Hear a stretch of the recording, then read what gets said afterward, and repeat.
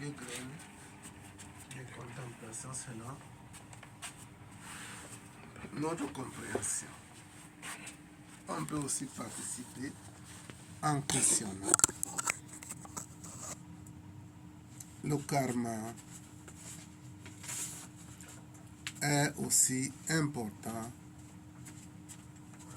que le dharma. Oui, Moupa. Ce qui veut dire, le professeur, c'est important de souffrir. Ça veut dire ça. Quand on souffre, c'est important, c'est bon. Bien sûr aussi. Bien sûr que la souffrance est très importante. Dans quel sens? Beaucoup de gens sont tombés très malades. Très, très malades. Mais ces personnes tombées malades étaient des personnes à problème, qui ne voyaient qu'eux-mêmes, qui ne pensaient qu'eux-mêmes. La souffrance d'autrui ne les touchait pas. Mais quand ces derniers-là tombent malades, par la grâce, la personne sort de la maladie et automatiquement on voit une autre personne. Donc, il y a eu un changement. La maladie l'a transformé. Ce n'est pas tout le monde qui passe par cette expérience. Il y a d'autres qui vont souffrir jusqu'à mourir. Il ne va jamais changer.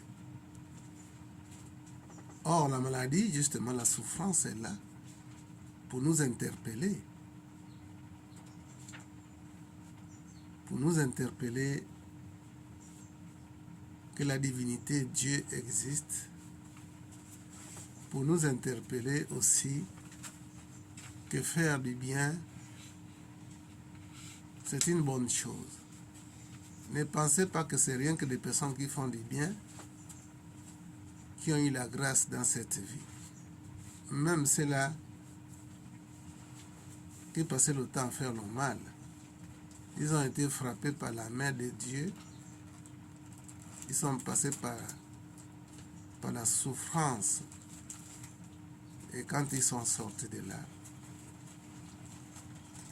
ils se sont transformés. Ils sont devenus des bonnes personnes dans la société humaine.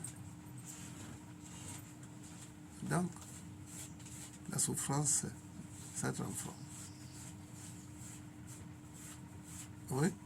Comme l'ex-président Ali Bongo. Oui. Normalement, celui-là, il devait rester au Gabon. Et on devait contempler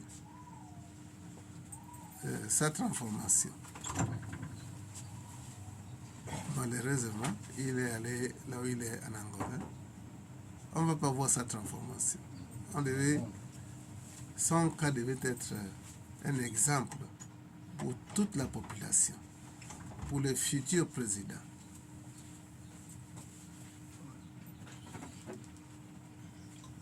Pour les dirigeants.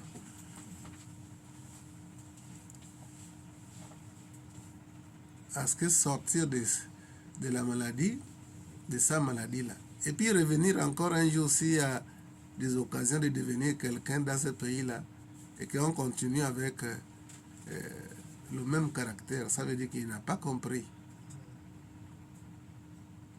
La maladie amène les gens à comprendre, la souffrance en général. Donc, notre graine d'aujourd'hui, le karma est aussi important que le dharma. Oui, fils. Namasté. Namasté. Le karma est aussi important que le dharma. Dans ma compréhension des choses, je peux aller dans le même sens que quand on est dans une position vraiment néfaste, mauvaise, on se met à se poser non seulement des questions, et autour de nous, quand on est sage, on se fait beaucoup de bien. Donc, le karma vient quelquefois aussi à nous permettre d'accumuler du dharma en fait. Je vais prendre l'exemple, comme papa disait tout à l'heure, de quelqu'un qui est malade. Moi, j'ai vu des gens qui étaient atteints du sida, et après, autour d'eux, ils donnaient beaucoup de cadeaux aux gens, ils faisaient beaucoup de dons. Cette période de karma-là, pour eux, a permis d'accumuler certaines bénédictions. Et ils ont même quelquefois eu à trouver la guérison d'une maladie comme le sida. Tout à fait. Et donc, dans les périodes de karma, on dit que c'est important parce que ça nous amène à la réflexion vis-à-vis de nous-mêmes. On rentre dans notre profond intérieur en se disant, mais qu'est-ce qui n'a pas marché? Qu'est-ce qui a fait en sorte qu'on puisse se retrouver d'un point A à un point B? On parlait tout à l'heure du président de la République, l'ancien Ali. Bon, c'est pas dans sa sagesse, mais il a lui aussi à se poser des questions, mais en 2009, c'était comme ça, 2016, 2018, je chute. Et dans cette position de faiblesse-là, le karma nous amène toujours à se poser la question. Comment faire pour retrouver ma vie d'avant et redevenir un homme qui vit pleinement son dharma? Et le karma nous permet vraiment à semer des bonnes graines autour de nous et faire en sorte que les personnes puissent encore aborder des choses positives envers nous, des paroles positives. Parce que si on vit le karma, c'est ce qu'on a fait autour de nous qui nous revient simplement. C'est vraiment ça. C'est un développement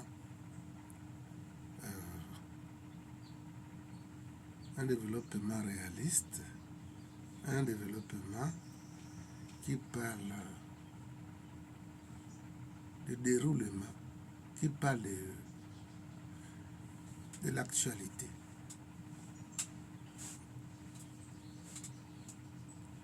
Le karma est aussi important que le dharma. Excusez-moi. Oui, vénérable. Oui. Namaste. Ok. De toutes les façons. D'accord, ok. D'accord. Ok, bien.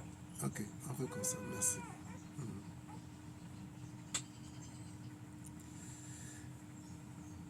Voilà. Le karma est aussi important que le dharma. Oui, ou pas? Professeur, est-ce que c'est comment je vais dire ça? C'est possible qu'une personne, toute une vie, vit que dans le dharma ou dans le karma? Il y a des personnes bénies, par les actions positives. Déjà, lorsqu'on fait des actions positives, on a beaucoup, si vous voulez, la chance de vivre aussi longtemps. Parce que c'est pas des actions positives, c'est pas des actions, des bonnes actions que la vie peut nous sourire d'un moment à l'autre.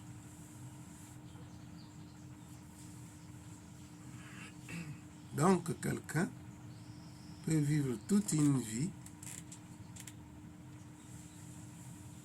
rien que par le prix des actions positives qu'ils ont commises. Une personne qui vit des actions positives est protégée quelque part, divinement. Parce que quelqu'un qui vit positivement devient un canal de l'Esprit Saint. Donc ce dernier-là étant canal devient l'habitat de l'Esprit Saint. Et ce dernier-là bénéficie de tout ce qu'il a eu à s'aimer comme action. Donc c'est possible que les gens puissent vivre toute leur vie, tout leur cycle dans cette vie présente. C'est possible que les gens vivent, ces gens-là vivent vraiment sans qu'ils ne souffrent beaucoup dans la société humaine. Ils ne sont pas beaucoup, mais la majorité aussi, vous pouvez trouver. Oui. Namasté. Namasté. Moi, j'aimerais savoir, est-ce que tout karma est karma? C'est-à-dire, toute action négative est négative. Oui. Toute action négative est négative. Il faut appeler chaque chose par son nom. Je vais expliquer dans le sens où je suis par exemple chez le boutiquier et la police arrive. On nous prend nous tous parce qu'on cherche par exemple des fumeurs, des choses. On nous ramasse nous tous. Mais moi, je n'ai par exemple rien à voir là-dedans. Je ne connais ni d'Adam ni d'Ève. Est-ce que c'est un karma pour moi ou bien c'est juste parce que j'étais au mauvais endroit au mauvais moment? Un karma, c'est parce que quand tu es pris par des forces de l'ordre, ça veut dire que tu vas rentrer dans des circonstances de personnes suspectes.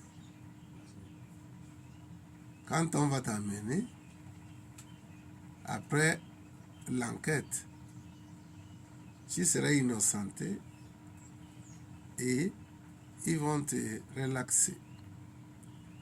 Et lorsque tu partiras chez toi, tu auras beaucoup plus de la vigilance, tu auras beaucoup plus de la compréhension et faire attention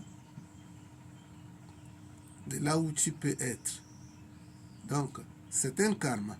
Mais toute action négative, au fond, il contient le bon côté. Donc, ce karma, c'était le karma. Mais ce karma-là t'a amené à une circonstance, à un moment de réflexion. Donc, le karma est karma. Mais dans le karma, on peut trouver des circonstances, des bonnes circonstances de réflexion. Il faut faire attention désormais. Là où tu mets pied, il faut étudier l'environnement. Tout environnement où tu auras à être doit être étudié avant que le mauvais vent s'abatte sur ces milliers. Si tu as beaucoup réfléchi sur l'environnement et que tu découvres que c'est un environnement mauvais, tu ne tarderas pas là, tu partiras. Or, beaucoup de gens n'ont pas cette présence d'esprit que l'endroit là, il faut quitter d'ici aussitôt. Donc, le karma est karma, mais on peut trouver à partir de cette circonstance-là, on peut arriver à une autre compréhension spirituelle. Oui. Oui. Namasté. Namasté. J'ai une question qui n'est pas concernant la graine. Bien sûr. Est-ce que dans la Bible, il y a un passage biblique qui a une fréquence aussi élevée que le you? Par exemple, si on récite le verset là, ça dégage toute une énergie comme le you. Bon.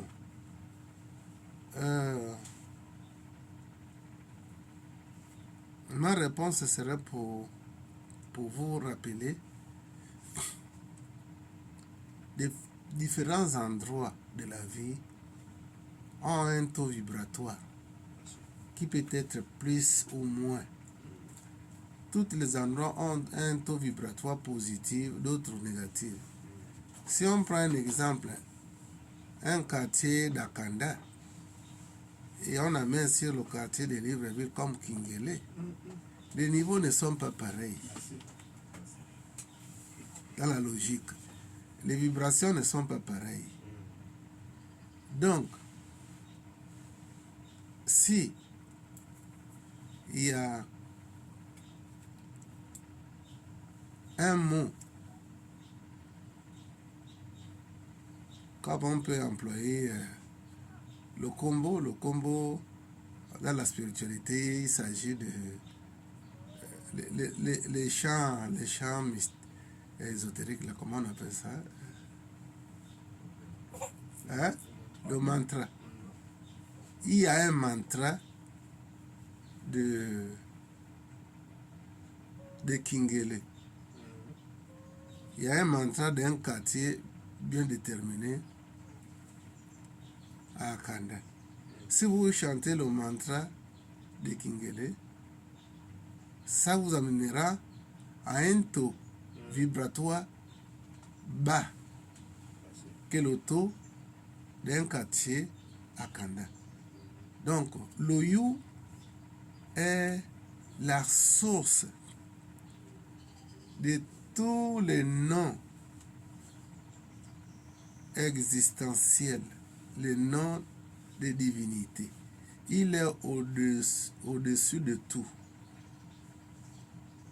Parce que tous les sons qui viennent de l'univers proviennent du You. Donc, dire que une prière, par exemple, dans le catholicisme, peut arriver au taux de You, ce n'est pas possible. Le You restera toujours le son le plus haut et qui a des vibrations beaucoup plus puissantes que les noms que nous pouvons trouver dans la Bible ou bien dans le Coran. Le Coran, l'islam, ils ont dû trouver 99 noms de divinités. C'est pour cela les chapelets musulmans, tous ont 99 graines. Maintenant, si tu vois des chapelets qui vont au-delà des 99 graines, ça veut dire que c'est une secte qui est dans l'islam qui emploie plus de 99 graines. Donc, les musulmans ont trouvé 99 noms de Dieu, 99 noms de divinité. Ils disent que s'ils pouvaient trouver le 100e nom de Dieu, ils peuvent faire des miracles graves. Et ils sont à la recherche de ça. Et c'est bon, c'est le You. Le 100e, là, c'est le You. Mais à cause de l'ego, ils ne peuvent pas accepter. Voilà. Le complexe de l'infériorité chez les Blancs. L'écriture dans le temps de l'Égypte ancien commençait par la droite pour aller à la gauche. Comme les musulmans font. De la droite à la gauche. Les Blancs, quand ils ont fui étant comme esclaves, lorsqu'ils ont fui, avec la connaissance qu'ils ont appris auprès de leurs maîtres, par le complexe de l'infériorité, ils ont fait le contraire. Ils ont créé de la gauche à droite. C'est un complexe. Sinon, l'écriture de nos aïeux commençait de la droite vers la gauche. Et ils ont changé ça pour carrément modifier, non seulement modifier, occulter la vérité.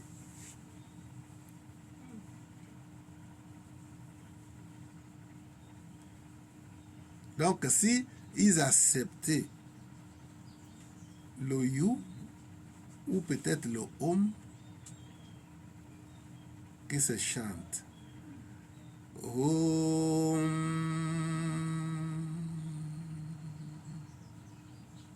Om.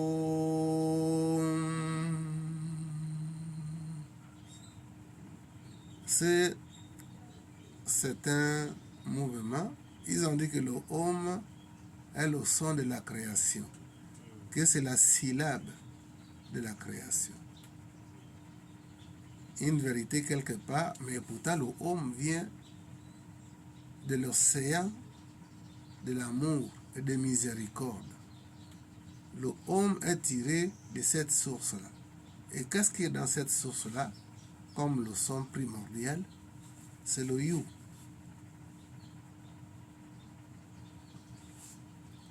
Je ne nie pas l'importance de Om parce que ma première initiation dans le mysticisme et la spiritualité, c'était le Om. C'était un son de passage. Donc j'ai beaucoup de considérations sur le Om. Mais il y a des niveaux dans l'univers. Chaque niveau, sa vibration est très différente que les vibrations que nous écoutons dans les autres plans plus bas. Mais si vous cherchez par exemple de l'argent, pour que ça puisse marcher bien, c'est le Om que vous allez chanter. Om ou Aum. Il y a une question. Oui? Om ou bien Om Gam. Voilà. Oh non, Om ou bien Aum. Non, il y a aussi Om Gam ou bien non. Oh, Om Gam, c'est vrai que c'est un rituel aussi. Hein? Mais tout, parce que Om Gam, il y a des mots ajoutés. Or, le Om est primordial, reste sans ajout de quoi que ce soit. Comme le You. Comme le You. Donc le Om là appartient à la source je suis, où la création, toute la création est venue. Le Om. Le Om se situe à la conscience cosmique ou la conscience christique. Donc si vous cherchez de l'argent ou le matériel, ce n'est que là-bas où il faut se connecter. En employant bien sûr par le biais de Om pour y arriver là. Et puis faire la demande, postuler. Oui, Merci. Namaste. Namaste. Pourquoi on ne chante pas le Om alors qu'on chante le Om Gam, alors que le Om est le plus fort? Oui, on ne chante pas le Om parce que la proposition n'avait pas été faite. La proposition n'avait pas été faite. Donc on doit la faire, papa. Bien sûr. Oh, ici non? Oui. Ah, ça. La proposition n'avait pas été faite. J'avais fait la proposition de Om Gam parce que c'est en fait c'est l'actualité quoi. Or, si la proposition de Om devait être faite, ça devait être beaucoup plus Fort. non seulement fort, mais dans la règle. Parce que même la Rose-Croix, la franc-maçonnerie, à un niveau, on les apprend à chanter le Om. Ouais? Professeur, Ouais? si j'ai bien compris, le Om est plus puissant que le Om Gam. Comme a dit Papa Guinée. Oui, parce que le Om, il n'y a pas d'ajout en réalité. Ah, c'est naturel. C'est naturel, tu vas directement à la source. Oh, Om Gam Ganapataye Namaha. Vous avez affaire à une divinité. Oui. Bon, bah, c'est... À une divinité que vous faites ses cours, le cours. Quoi. Professeur, tout le temps qu'on chantait le Om Gam, si c'était le Om, on serait déjà loin. Chacun devait avoir son expérience. Quand vous faites Om Gam Ganapataye Namaha, vous avez affaire à des divinités hindoues. Or, avec le Om, c'est direct. Oui. Oui. Et comment la lettre ro? Oui. Ah bah, comprends? Oui. Oui. C'est obligé, ouais. Oui. Merci. Mais, professeur, je voulais revenir sur le karma. Oui.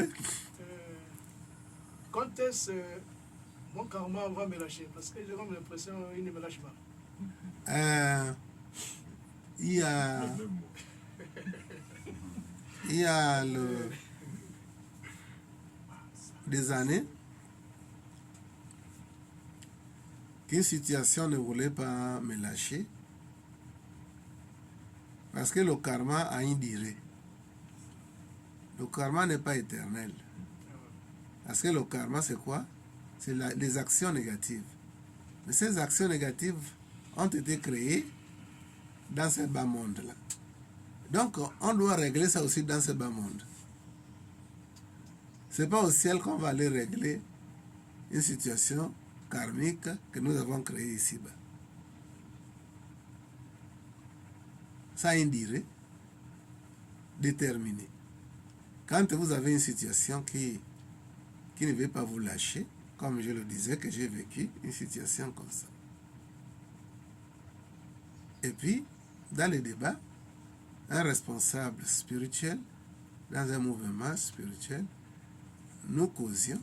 Donc, il m'a amené à ce niveau-là en disant que, mais comme ton histoire là, ton karma là ne bouge pas, si tu faisais le you 2 fois, fais ça 3 fois ou plus. Tu vas accélérer, ça va accélérer le temps. Comme le karma a une durée, ça va accélérer. Et une fois le temps accéléré, la situation va te lâcher. J'ai fait ça, j'ai vécu l'expérience là. L'expérience que j'ai vivée, une mauvaise expérience, en multipliant le nombre de fois du chant. C'était... Ça c'est... Comment on dit ça? Ça c'est dissous. Le karma s'est dissous. Et je me suis libéré dans ce sens-là. De cette situation-là qui restait là, qui ne voulait pas quitter. J'ai la réponse? Oui, oui. Voilà. Donc, oui.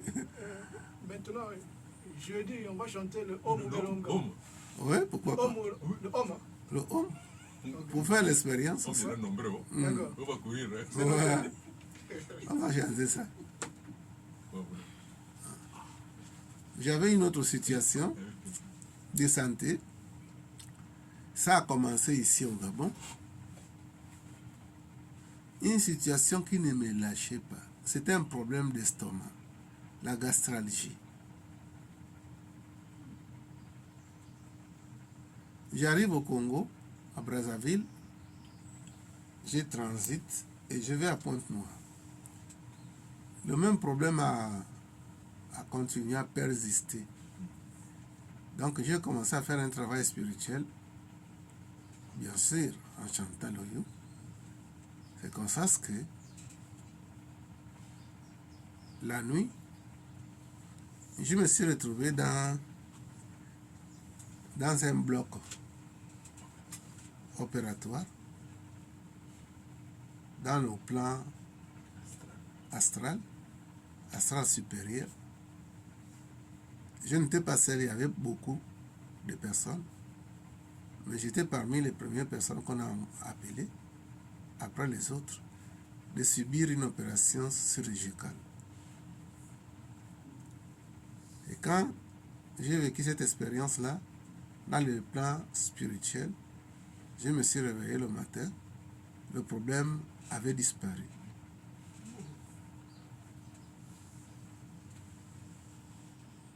Donc, ça veut dire tout simplement que tu pries ou tu ne pries pas, en vérité, rien n'est éternel. Le bien ou le mal n'est éternel ici-bas. Ce n'est que une question du temps. C'est une question du temps. Quelque chose qui t'embête peut te lâcher. Après un temps de persistance, rien n'est figé. La terre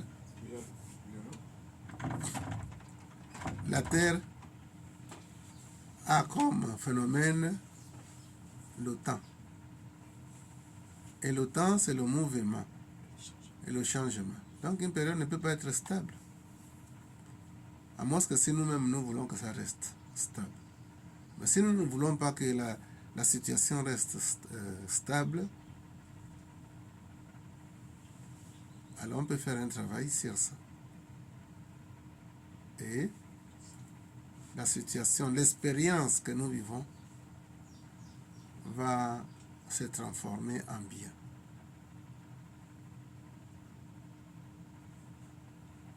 J'avais un problème oculaire où quand le phénomène arrive, je ne vois rien. Ça ne fait pas des années, ça fait quelques mois.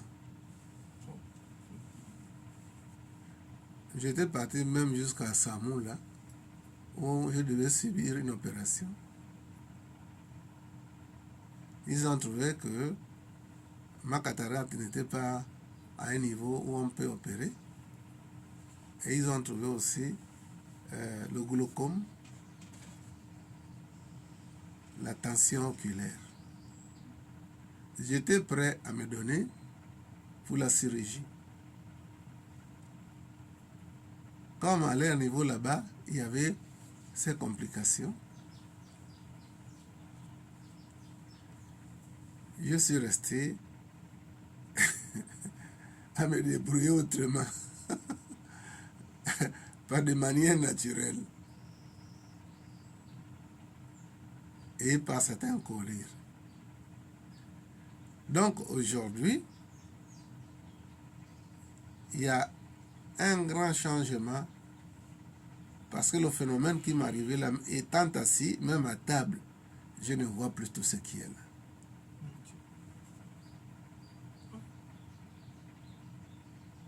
Je ne vois plus rien. Même la nourriture que je mange, je ne vois plus ça.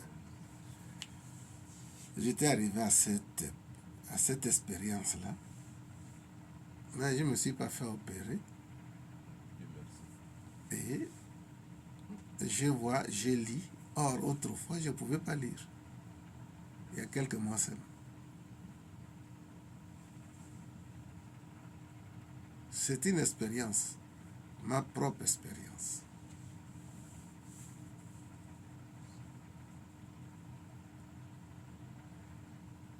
Voilà. Par rapport aux questions, oui. Maître Albert. C'est passé. Est-ce que c'est rentré dans le développement que j'ai fait? Si c'est passé, ça veut dire que c'est rentré dans le développement. Non, c'est passé. C'est rentré dans le développement. Voilà.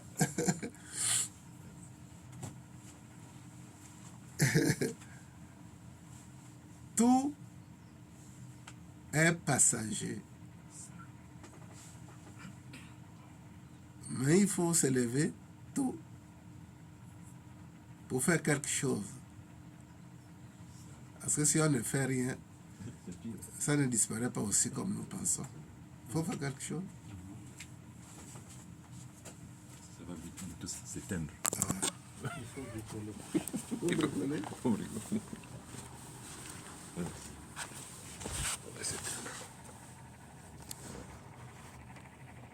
Si on s'ouvre à la vérité et à la guérison, nous avons beaucoup de chances.